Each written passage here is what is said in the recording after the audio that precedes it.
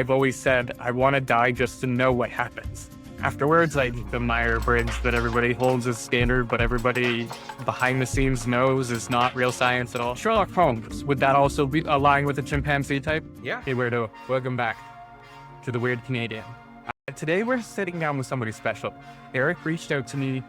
He's going to teach us how his personality types kind of drive a little bit more understanding of the world around us.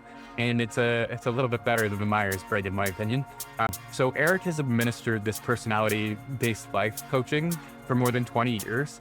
He's built a successful education company that uses his personally typed method to better the lives of more than 20,000 students, parents, and teachers. As creator of Youtopia, of the Youtopia Project, as a creator of the Youtopia Project website and the Youtopia 16 assessment, he has disseminated his method to over 500,000 users since the website's creation in 2016.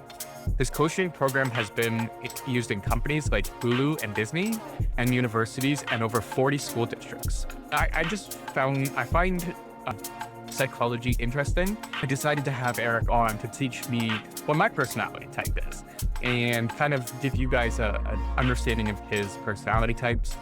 I just thought it would be a fun little experiment for us. So without further ado, take it away, Eric. Hi, I'm Eric G. I'm an author and life coach and a writing coach. I always added that in there. And I just came out with a book called The Power of Personality. It's about personality typing that will help you become the test, because I know we're all familiar with different online personality tests. This will help you become the test so that you don't have to do those cookie cutter online things anymore, and you can really understand the people around you better, including yourself. So break down what that means by you being the test. It's very vague statement. Can you walk me through what that means? Yeah, no, it just basically teaches you the entire methodology of my approach, which is very different than the traditional approach, or I guess I shouldn't say traditional, I should just say the approaches that have come before. And it breaks it down so that you can, the reader can kind of understand what determines whether this person is like this or whether this person's like this. And ideally gives you examples and very real world anecdotes, so that there's probably a deeper understanding versus very simple, are you more talkative or are you more shy? So, the Myers Briggs that everybody holds as standard, but everybody behind the scenes knows is not real science at all. Right. It's just kind of well, are you more talkative and more shy? That's a very simplistic question. I mean, it depends on the context, right? Yeah, I am very quiet when I'm on my own and with people I know, but get me around people I don't, and I'll just shut up. That's really interesting. Yeah, that's a very different different personality than others who might do the reverse, right? So it's really more, the book is trying to give it more nuance, because I always say look, there's no absolutes, there's no certainty, right? It's more just trying to find similarities between us to bring us together, versus trying to find these things that are special about us that basically try to separate us from the people around us.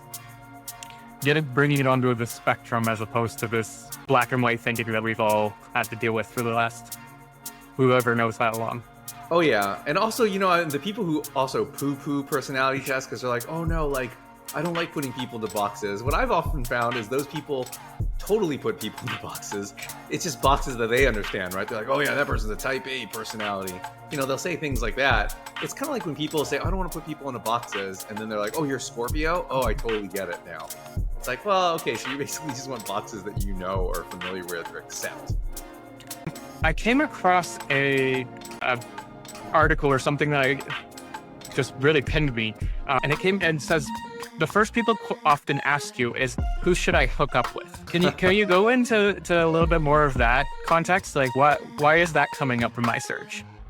I think it's because that's what people are interested in, right? They could say all they want about oh, I want to learn how to work with my company better, and my company has these teams, and we're all about productivity and leadership and blah, blah, blah. And those are very important and very vital things, but I think at the end of the day, we're all maybe feeling a little bit lonely, and we want to really truly connect with people. And I think people see personality typing as a means to that end. And so the moment I bring it up, obviously these are casual discussions, we're at a bar, and oh yeah, you're a shark personality type. I mean, the first thing they ask is oh wait, so who should I be hooking up with? Who's good with a shark? That's very fair. So, well, let's go into your personality types. Can you kind of elaborate on what they are as opposed to what we're used to? Yeah, there's 16, so I think that's a number that people are familiar with, obviously because of MBTI or Myers Briggs. My diagnostics are very different. What I first do is I separate people to 4 personality packs. I call them packs, of course, because I use animal personality types. So there are 4 personality packs, and each one of those packs has a different core value. And not to say that one person from one pack can't value this from another pack. It just means, like, at the end of the day, what are you going to prioritize? Because you can't prioritize them equally, And at that point, then once you're in one of those personality packs, then there are 4 animal personality types within those packs. Obviously, 4 times 4 makes 16. So the cool thing about that is if you share a personality pack with another person, then you are going to have similarities, especially in your core value, but you might go about achieving that core value very differently than the person. So we all can feel a little special and different, but also know that we're not totally alone. That's very fair. Why don't we do an exercise? How about we personality?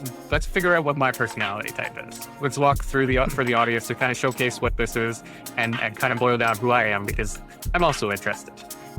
Oh yeah, and this is obviously going to be an oversimplification in terms of like what we can do in that short of a time span. But yeah, like how I'd first go about it is try to figure out like what would be a core value of yours. So I separate them into 4 packs, like I mentioned. I call them gatherers, hunters, shamans, and smiths, so that people can kind of remember that based on like kind of like roles in medieval times. And essentially, we do all share those same roles in today's age, just it manifests itself differently, right? So the gatherers make about half the population. So you can imagine they'd make about half the population back in like, I don't know, 2,000 years ago, because we need more gatherers. And just like them, their focus and their main priority is safety and security. So, when you think about like society, like telling us, oh, you should do well in school, but specifically follow the rules, be well behaved, then go on to a good college, and then get a good job, and then get married and have kids, and that kind of like linear path. It's a very gatherer mindset. The next most populous pack are the hunters. Hunters make about 1/3 of the population. They seek excitement. They seek visceral sensation. They want to taste everything, see everything, hear everything, smell everything, feel everything. And so they make about 1/3 of the population. So you can imagine that's a very common like juxtaposition between those two. Like when we think of like Bert and Ernie in Sesame Street, or The Odd Couple, or we always have like the 2 friends who one is really responsible and pays all the bills on time, and the other one just comes home at like 2 a.m. From heavy drinking. So those are the most common. So I'll be honest, you don't seem to strike me as either one of those 2 things. But I could be wrong. It's funny because you did point out 2 things. So I think I've gone through phases. I did have a question of that, like, can you evolve from one personality type to another? Because I was on the path. That was the like being the goody 2-shoes. But I've also been I've never really been the type to go out and drink till 2 a.m. Without people. But I am the type that would do that. But I'm always the parent type there. Oh, interesting. So that makes sense. So. And then now I feel like I'm completely different in that regard. So that's why I have that question of, can you phase into different personality types as your life grows? I always say people don't change. They just grow into better versions or worse versions of themselves. That's why I always mention the gatherers first, because they make up such a huge part of the population, and they're also a very outsized influence, right?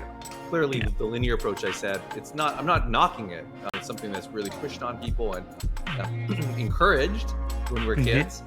So really, you probably just had a different personality type than that. But of course, you were trained to do that, right? And then, you're basically just finding yourself, like who you truly are. And I feel like that's a common arc for a lot of types. So that actually leads me into some of the more, I use, for lack of a better term, minority types, because those often feel very different, but they adjust to it differently. So some might try to assimilate when they're younger and do the things that they're told to do. And then eventually as they grow older and evolve, then they're like, oh no, I don't want to do this anymore. And then others just might say, screw this, I'm not going to do it ever when they're 5 or 6, and then their parents think they're sociopaths or something. So, and then they come on to be successful CEOs who rule the world. Yeah, I mean, essentially, yes. I mean, a lot of that CEOs or Einstein, who's a pacifist, just out there, for lack of a better term. So that brings me to the other two, which are the shamans and the smiths, and they only make up combined maybe. And so the shamans seek self-knowledge. That is their core value. And the smith's core value is information. So there is a difference. I used to say knowledge, and then everyone's like, oh, then I seek knowledge, and everyone thought they were a smith. I was like, no, you're not a smith, because I bet you if you actually met a real smith, you think they're a total asshole. So, because I mean information in a very objective sense. They're not necessarily might not necessarily be interested in people as meeting people, but they're interested in information about this particular person, and then obviously the shamans are really into people, but specifically into themselves as well, in terms of learning about themselves. And they often find that they learn about themselves by meeting and connecting with people. So I mean, definitely, I definitely fall in the Smiths category, because data over everything. I love information. It provides insight into everything I do. The core of my channel was me posting my first videos and actually seeing the YouTube metrics, and then being like, oh, I understand now. This is what I do. And anyways, I love data. As soon as I have data, it clears things up for me. That is like a perfect. I know we're going the slow approach, but just like a line like that, I love data, really does, for me, with, it pushes, in my mind, okay, you're either really one of either two animal personality types who would say it that convincingly. Obviously, the name of the show, too, The Weird Canadian, you're really embracing the weirdness, and so many people, especially at gatherers will do whatever they can to not be weird in their mind. This is weird. I can't be weird. I got to be quote unquote normal, Yeah. And then they get mad when people are like, oh, but I'm not boring. I'm really cool and different. I'm like, well, you can't have it both ways. You can't be really different and also be normal. That those seem to be opposing forces, right? Yeah. So if you basically you fall into a Smith category type yourself. Very fair. To give some more context on that, growing up, I always tried to not be weird. Always tried to conform with everybody else. I knew I was different. I didn't know why. I now know ADHD, neurodiversity, and everything now.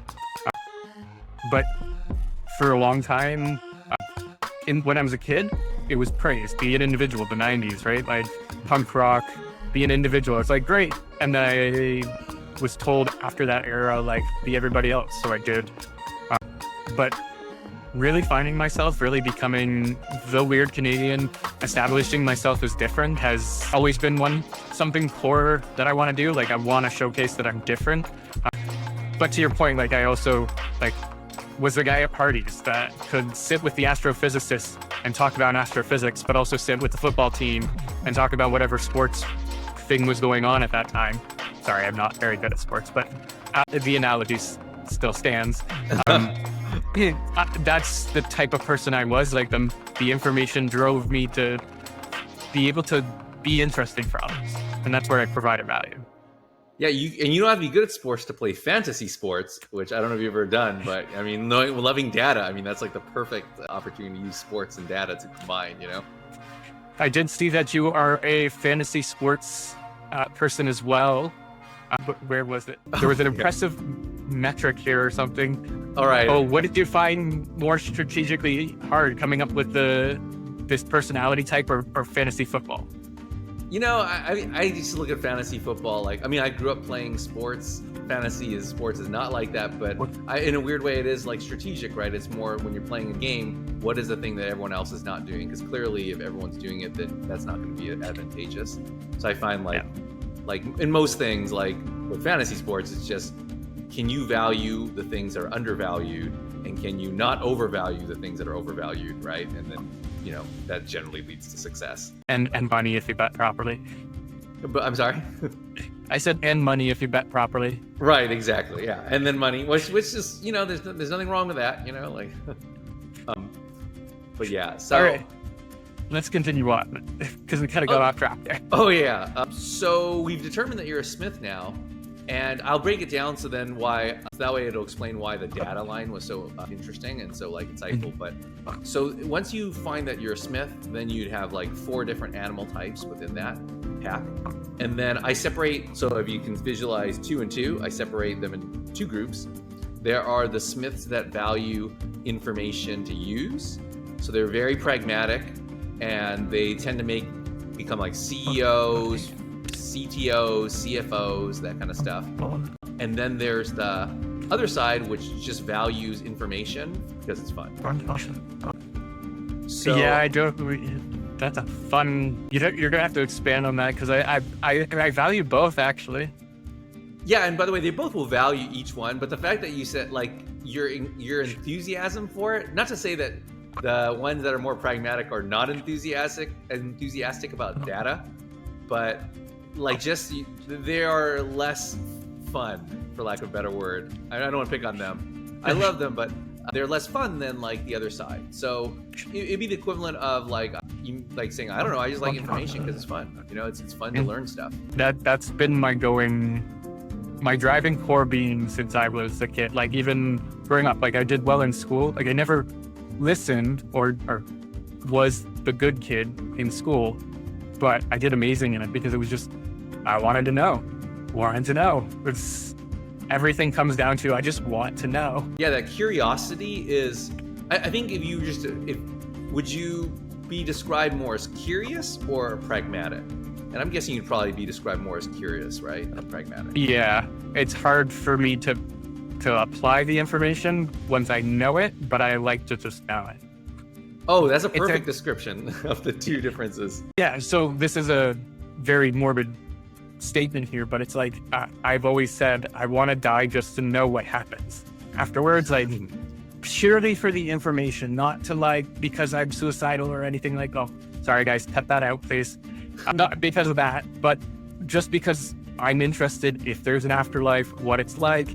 Do you get to choose? I actually like the film. There's a film on Netflix called The Discovery with Jason Segel, and it was really thought-provoking on like we discovered that you actually go somewhere after you die, and then it's like the repercussions of society. Like now that everybody knows you don't just stop, it's nothing.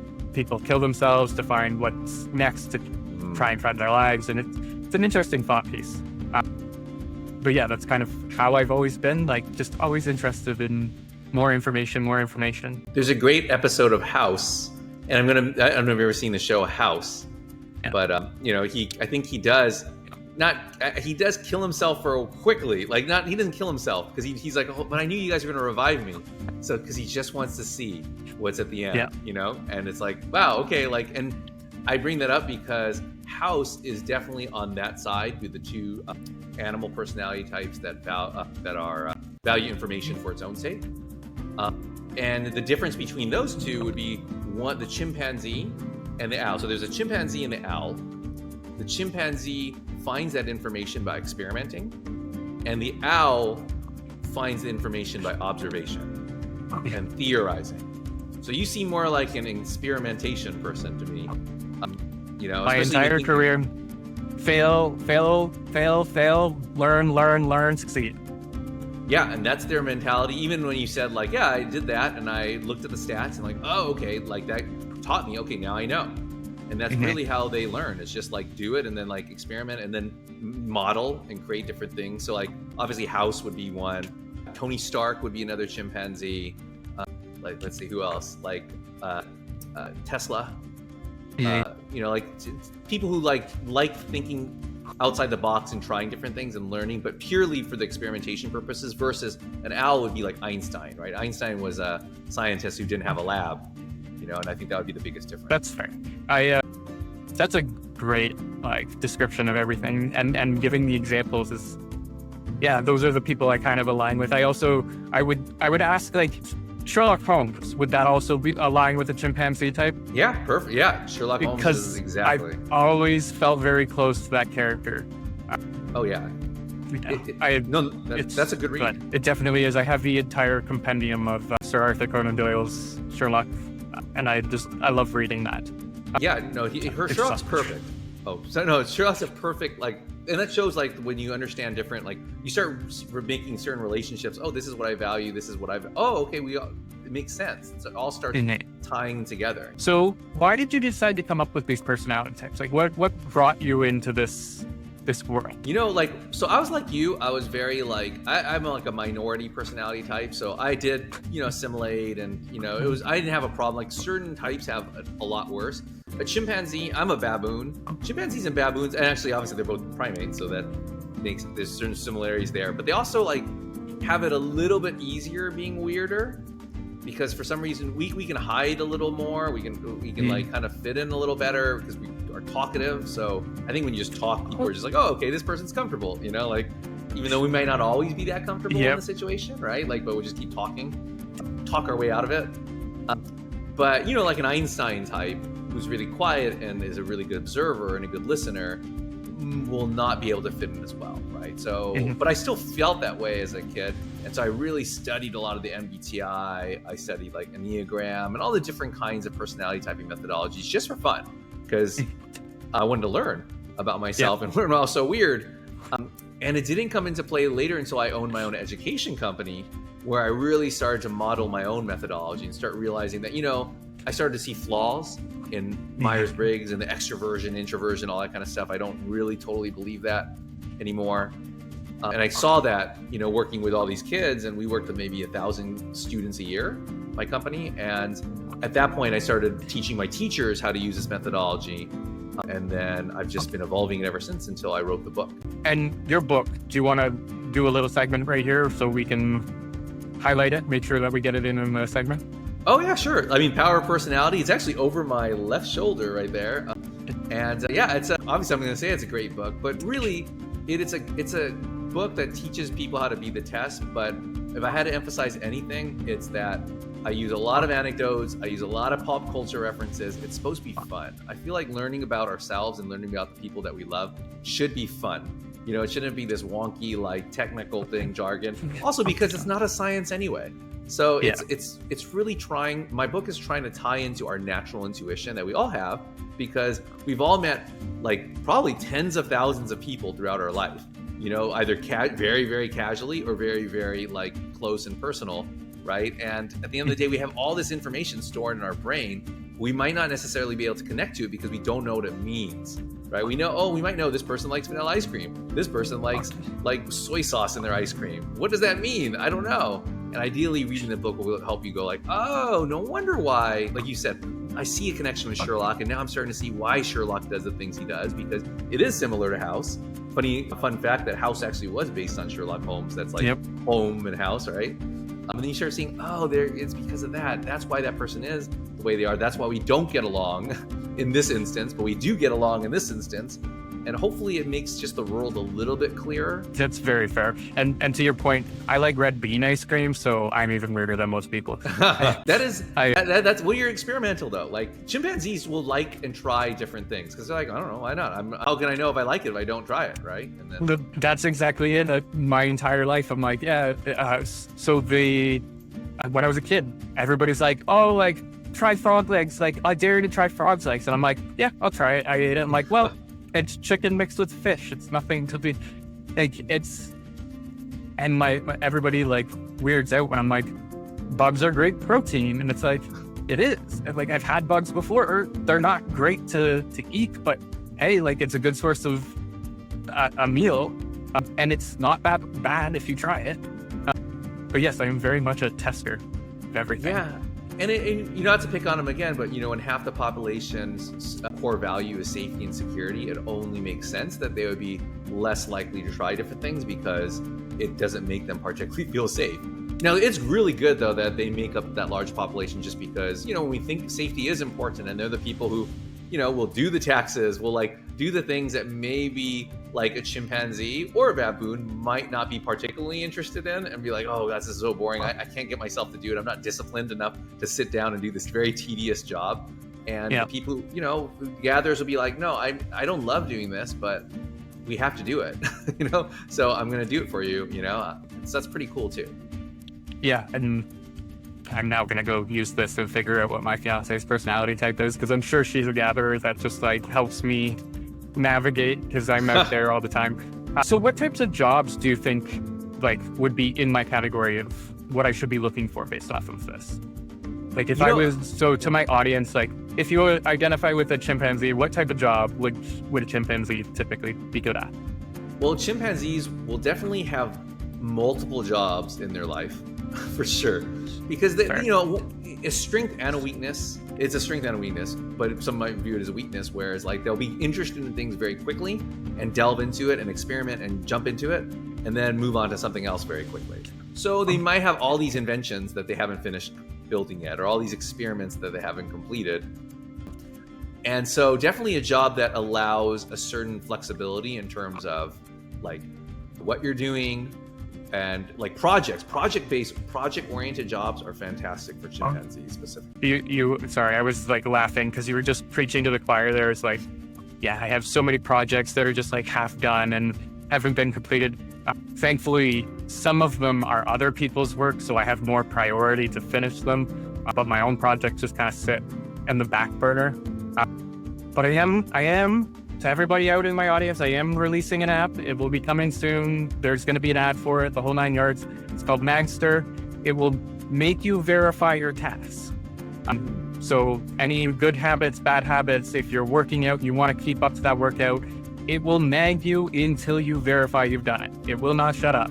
So if this is interesting to you, please sign up for my wait list. Link in the bio. Yeah, that's awesome. I mean, we all need a gatherer nag. You basically created a gather app, you know, and that's so awesome. It kind of comes from a reflection of my life. So I've realized throughout my life I've always had somebody to always nag me to go do things, to always like keep me on top of things.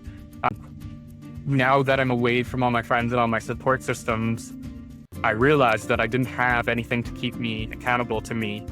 So I built an app that can keep me accountable to me. But it did take a while to figure out like what was wrong on why I couldn't get things done. And I just realized like, hey, like I had set up these structures in my life to act in certain ways to make me perform in other ways. Inadvertently. Yeah, no, that. Go ahead. No, I was gonna say that's just being a baboon. That is also a flaw of baboons, is we start a lot of things and we don't necessarily finish them. So I was just empathizing with all that because, you know, learning about personality helped me deal with that because like, oh, I know this is a weakness of mine. So I have to consciously think, okay, I know I've started all these things and I don't have to finish all of them because that's almost impossible, but I got to make sure I finish way more things than I did previously as a kid, you know, so at least I was conscious about it. Yeah. So it's the same thing. I need that nag. I need to nag myself, essentially. Well, I'll send you the link to this when I'm done flushing it all out, getting it already. It really is, AI's just given so much superpower to my abilities to be curious. Oh yeah, I can imagine. I mean, when you ask what sector, like, or jobs appeal to like chimpanzees, I mean, tech is like, I don't want to stereotype and say that all tech or all Smiths should go into tech, but tech is clearly like it's the information highway, right? So like that is a sector that's very populated with not just chimpanzees, but like Smiths of all types. I used to work, you know, with my ex-girlfriend, and she worked in Hulu, and I worked with her teams to like help them work better together. And she's a Smith too. So like they're all different kinds of Smiths. So even then you're gonna have conflict within the Smith types, right? Because she was more of a pragmatic one, so she'd be like, no, just get the stuff done. And she'd have other people like, no, but I want to explain how interesting this is. And she's like, I don't care how interesting it is, you know, because I got 10 other meetings that I got to talk to people. Like just let's get to the nitty gritty, you know. And so it was a lot of stuff. That's very fair. Yeah. Let's talk about your corporate job, your corporate work. What was the biggest eye-opening thing you saw while working with these corporations? Like, what was the biggest point you needed to make to them for them to properly change? I mean, I don't know I think that the most eye-opening thing was that very few people prioritize intra and interpersonal intelligence. I think I think it's just shocking how little we think about the people around us, that they're different, or to even like just think about like what does it even mean? Like we might just go, oh yeah, they're different, and not think much of that. It's like, don't you want to know why they're different and how they're different and how that affects you? At least in the workplace, it's a little bit more of a priority, just because those conflicts are so like, at least in our minds, we're like, oh, we need to figure out the solution to this conflict to be more productive. So the most eye-opening thing to me was that we just so devalue empathy and emotional intelligence that people just, it's almost like they don't even work that muscle. It's like such a weak muscle in most people. So the biggest thing, yeah. Oh, go ahead, finish off. Oh, and I was just saying the biggest help I could give them was just let them know, yeah, touch that muscle. Feel how weak that is? Feel how weak that, you got to work on that. And I can give you some exercises to help you work on that. And, you know, the exercises can be found in the Power of Personality. You touched on a good point, because this is the experience I've been having with tech.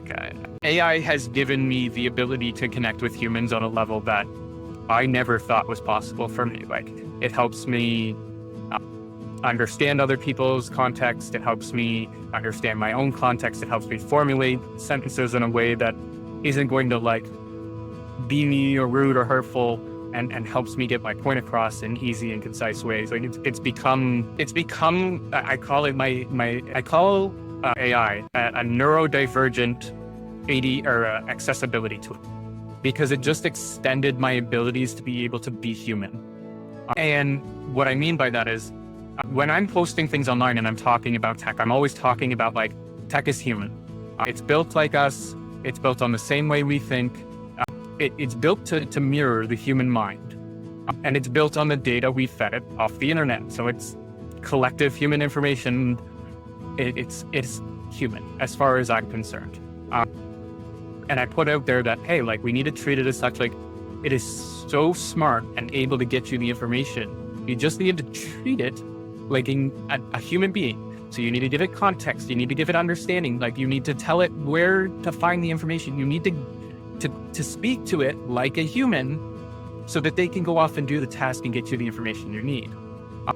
I think AI really highlighted how much I was doing that with other people, like how much I was missing in lack of context for other people. And now it's giving me the freedom to give the context I need in conversations and not get as frustrated as I used to do.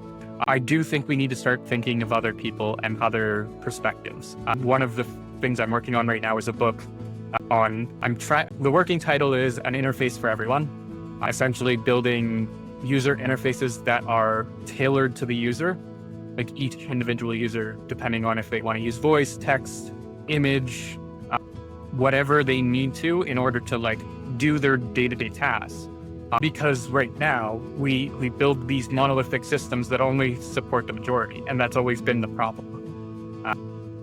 Always been the problem I found with tech is we're only ever supporting like 70% of the population, but that 30% has the most fucking knowledge that we need to be leveraging in order for us to understand every use case and every problem and be able to support everybody. So why aren't we listening to the 30%? And I think developing an interface where everybody has the way they want to use it ingrained in everything, I think that's a needed device, or a needed I don't know how to phrase that. Right. It's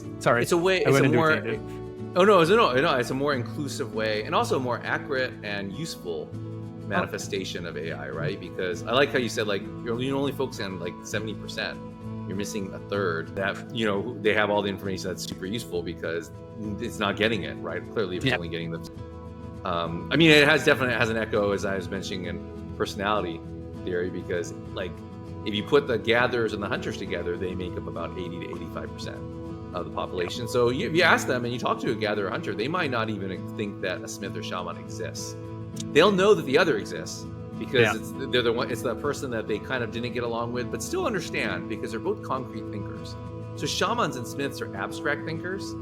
Shamans obviously focusing a little bit more on feelings and empathy, and smiths focusing a little more on logic and information and ideas. But at the end of the day, like, a concrete person talking to an abstract person for the first time is like meeting an alien. They're just like, wait, what? Like, what? Like, you're not concerned with the things I'm concerned with? Like, I want to talk about what I ate last night, you know? And so I feel that, you know, whereas like, I And feel then you. there's me being like, I want to pick up the theory of everything and how the universe exists, and let's do that for the next 3 hours. Right, and you know, you meet another Smith, and they'll like totally be into that. They'll be like, "Oh my gosh, this is exactly the conversation that I want to have." And shamans too. Shamans and Smiths can talk way easier to each other. And it's so funny if you're like come from a small town where there's not that many people. The likelihood that you'll meet other shamans and Smiths, if you yourself are a shaman and Smith, is like obviously a small percentage. If you're in a town of 200, there might be only like 30 people like you. You know, so the likelihood of interacting with all of them, like within your age bracket, is less likely. So when you meet them, like if you go to college or something, then it's so eye-opening because a Smith will go to college and be like, "Oh my god!" Like if they say they major in software engineering, they're like, "Wow, everybody here is like me." You know, like this is crazy. You know, and it's kind of cool in that way. I like to say I flourished in college because I found my people. Mm-hmm. It was great. I found out. I really hate nowadays because I don't think it's the same anymore, but I really think we should prioritize our 20s for finding out like who the hell we are as people and not so much like get a living, have a job, like succeed. Let's leave that to our 30s, right? Like when we have a little bit more insight into ourselves.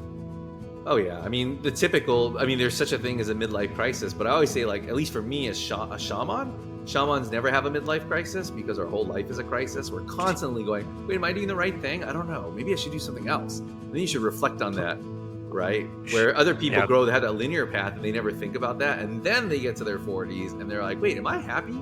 Did I marry the right person? Do I have the right job? Do I even like my kids? And then that's when they have that crisis because they never really thought about it. So yeah, I've been thinking about it every day of my life. On top of that, I feel like millennials have been through every crisis on the planet you could think of now. So there's that as well. Yeah. Didn't exactly help for that whole generation. I am kind of out of questions. Is there anything here's one. I actually wanted to talk about this when I forgot about it. How does culture affect these personality types? So like take an American versus Canadian, like how do I phrase this? How does your culture influence your personality? How much does your culture influence your personality type? That's a great question because that's one of those things like extroversion, introversion that we always just assume, but I've always had an issue with it because like, you know, just because I'm American and I'm also Chinese, and you know, commonly people are like, oh, it's like when people say, oh, you know, I'm from this culture, we love food. Like that's what we're always feeding you. Yeah, but if you ask anyone from any culture, you're gonna find people who say that. So we can't so no one is special in that regard. Maybe it's just that personality type that loves to feed people. Because I've met tons of people from different cultures who don't like to feed people, and I don't think it's that culture, you know? I think it's the person. So I always say our culture, culture does not influence our personality type. Our personality type influences how we react with the culture that we're brought up in. Now, if you're a gatherer, that makes sense. And like you were saying, that's why I felt that with the 70%. Like we're getting all our information from gatherers. Of course, gatherers are going to fit into a lot of the traditional stereotypes of their culture because their culture is what makes them feel safe and secure. They're like, oh, this is what I am. I'm Canadian. I'm American. This is what our tradition is. This is what makes me who I am. So I'm going to follow these things. But that's only half the population, you know? Like if you are like, let's say a peacock personality type, and peacocks love to hug and touch and they're very flashy, and you grow up in a traditional Japanese household, it's going to be kind of painful because in East Asia, you know, physical touch is not particularly, it's frowned on, you know, like especially with people that you don't really know. Peacocks want to bear hug everybody, you know? Yeah. And There's vice versa. There's a lot of personality. There's a lot of peacocks in this town. Oh, really? Are there? Oh, really? Oh, that's good. Like they're always like, hey, I don't even know you, but here, come on, give me a hug. Give me this big old hug. So it's actually one of the best parts of where I live is people are so humble, so giving, so loving. The first time we moved in, my neighbor came over and immediately told us like what to do, where things are, like welcomed us. On top of that, they have like this unspoken rule that if anybody comes to your door or knocks on it, you invite them in for tea and toast. So they even have a conversation with them. Yeah. They That's just really sit and have full-on conversations with you. Yeah, and I think when it comes to a region, it's different, right? Because especially because people can, with a different personality type, can move to specific regions, right? Where they're like, oh, that's, I heard about that. Like, that's something that I kind of fits what I value. So I'm going to, go about doing that. Where I'm sure, like, if you met, like, if you had a killer whale personality type, there's no way that they'd want to do that. They'd just be like, wait, why do I want to have tea? Like, I got to get back to work, okay? Like, Yeah. And it's just, they just wouldn't like it. And so they would, but then they shouldn't move there, right? Or they shouldn't live there, right? Get a, apartment in the big city, somewhere. That's fair. Yeah, so I think when it comes to culture, I think it doesn't really, it can be a very painful way that it affects us, because if we're in a culture that doesn't necessarily fit our personality type, it can make us feel like not valued, or maybe not, like that there's something wrong with us. Well, obviously the example, the peacock in like East Asia, but also like, let's say a shark in Latin America. Latin American culture traditionally is very huggy and like touchy feely. And I had a friend who is Cuban, and he was a shark, and sharks value their personal space. And he's like, gosh, I freaking hate it. Like, they gotta stop. I just don't want my family touching me. Like, leave me alone, And so it's just, it is what it is. My parents have been going down to Cuba for over 30 years now. We love the Cubans. We do have a nonprofit down there as well. Oh, cool. But they are very touchy-feely people. Right. But yeah, I think you kind of touched on a point that I just want to bring up, because as a kid, I've always felt like the internet was my place, because I've always been able to find people similar to me and what I like and what I don't like across the world. And I think people are starting to realize that it's not so bad being on the internet and finding your tribe. Oh yeah, no, you gotta find them. Is there anything I missed in all of this? I feel like I was talking way too much and having given you the stage. No, I feel like I talk way too much. So I enjoy the conversation. So I just, like I told you, I just like talking. So whatever. Yeah. All right. So I'll give you the last 5 so minutes to plug anything you'd like to plug, and we'll go from there. Well, I mentioned my book, and I'm shameless, but not that shameless. But I will say, you can find it anywhere on where you buy books. If you want to give Jeff Bezos your money, get it on Amazon. But you can, support your local bookstore, and you can order it from there. Probably won't be in there, but if they can order it for you. Or Barnes and Noble, some of the big box stores, you can get that too. But I always just encourage people to find your anchor first. It's so important to find what personality type you are, because you don't want to let outside influences affect who you truly are. And then once you find that anchor, then you can start borrowing from other personality types, right? Because, you're not, just because it's you and you want to become the best version of you, doesn't mean you can't, everyone else is wrong. Like, I think depending on the context, you want to probably learn, like you said, like if you're not finishing things, you probably want to learn from some gatherers, like some beaver personality types who always finish the things they start. Learn a little bit about what they do. They probably have like a nagging app in their own mind, like, I got to finish this. They probably write things down, a checklist, all those kinds of things. So once you find yourself and know that there's value in that, then you can start borrowing from other types, not to become them, but to just evolve into a better version. Very fair. Thank you very much. And I hope everybody out there can learn from Eric here. I know I did. So everybody out there, take care and stay weird. So I guess I'm a chimpanzee. But yeah, that it really does. Eric really enlightened me on my personality type and what my strengths are. It was a very fun episode, and I really hope you enjoyed it. If you need any information on Eric or anything else, please feel free to have a comment down below, or I'll make sure all the links are down below too, so you can access Eric whenever you so I have all of his links down below, so you can access them when you feel up to it. And if you want to learn your personality type, let him know. So yeah, I hope you enjoyed this episode with more to come.